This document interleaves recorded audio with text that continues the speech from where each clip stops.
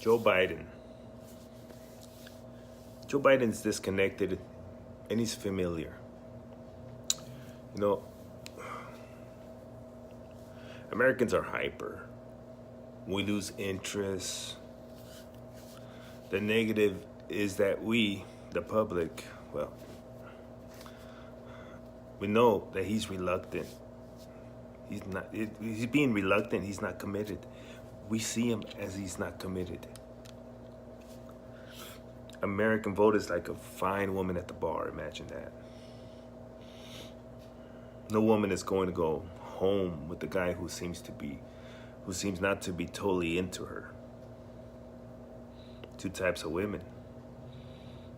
The other type is the one that voted for Trump. There are some that you go into a bar, you go up to them, you tell them she's obnoxious. And the victim mentality, they vote for him. And let's be honest, the voter has been victimized by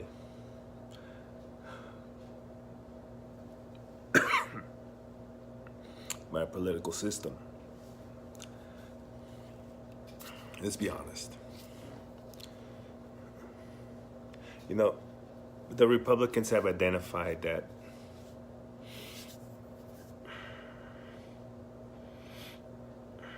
successfully, that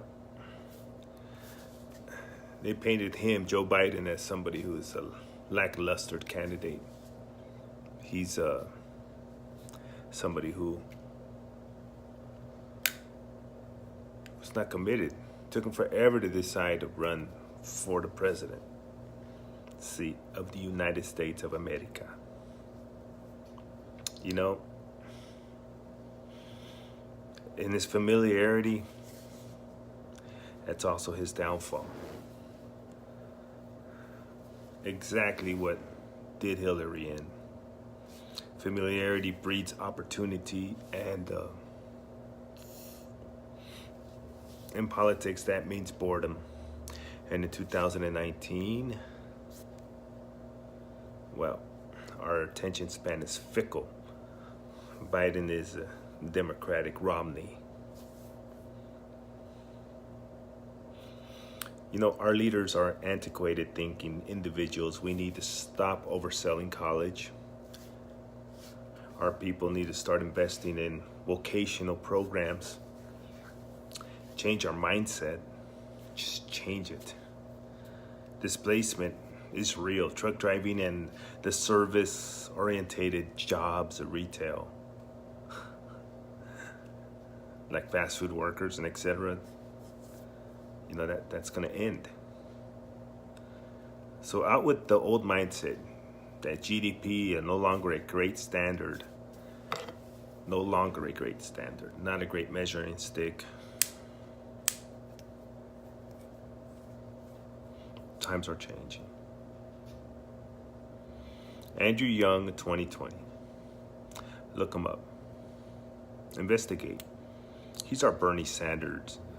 The Democratic leadership. Don't mess this up. Wake up and pay attention. You failed us in 2016 with that mythical shattering of the ceiling campaign, you know. You failed us there. Bernie would have been a great candidate there, and to Donald Trump. Yeah, I don't know, that Donald Trump. Bernie would have been a great one then. But he's not. He's not the great one now. He's older, he's just boring. It's like you don't know us. The voter. You have no clue. There's nobody else. Humanity first. We have mass suicides from our returning vets, but our GDP is at all-time high. Mass suicide of our vets, veterans like myself, coming back. But the GDP is great. The childhood success rates are down, but the GDP is at an all-time high. It's like in the neighborhood, right? It's like you're saying, oh, he's got a great car, brand new car, but you know what? His family's falling apart. The marriage is done. done, but he's got a good car. You know, GDP is at all-time high. But robot trucks going to be successful for the GDP. The GDP is going to go up with robot trucks, with automated, but not for the truck driver. You see, we need to change the mentality.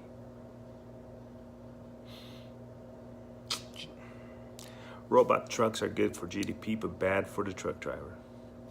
Andrew Yang, 2020. Wake up.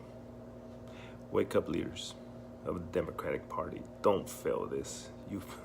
There's nobody else. There's nobody else. Who else? Nobody else. Everybody else is boring.